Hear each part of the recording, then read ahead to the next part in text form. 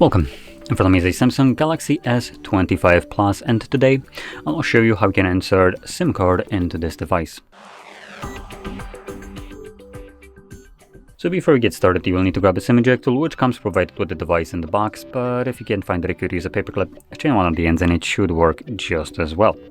Next, once you have either one of those, you can pop out the tray, which is located at the bottom of the device, so right over here.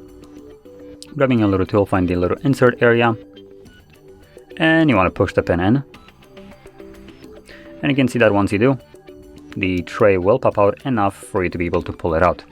On the tray you will have space for two SIM cards, which I already have one at the bottom right here, but you can place another one at the top. So you can use obviously two different SIM cards. Now there's one thing to also keep in mind, because Samsung is a bunch of cheap-ass old boomers, so you can see that the card at the bottom is holding no problem because it has a retention bracket, but the one on the top not so much, because apparently adding this tiny bit of amount of plastic was too much. The cost cutting was more important.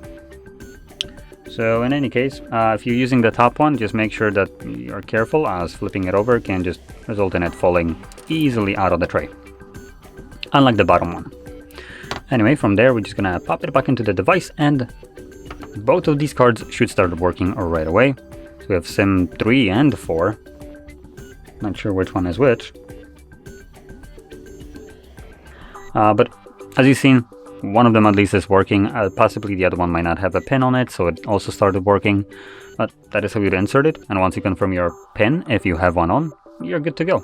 So if you found this video helpful, don't forget to hit like, subscribe, and thanks for watching.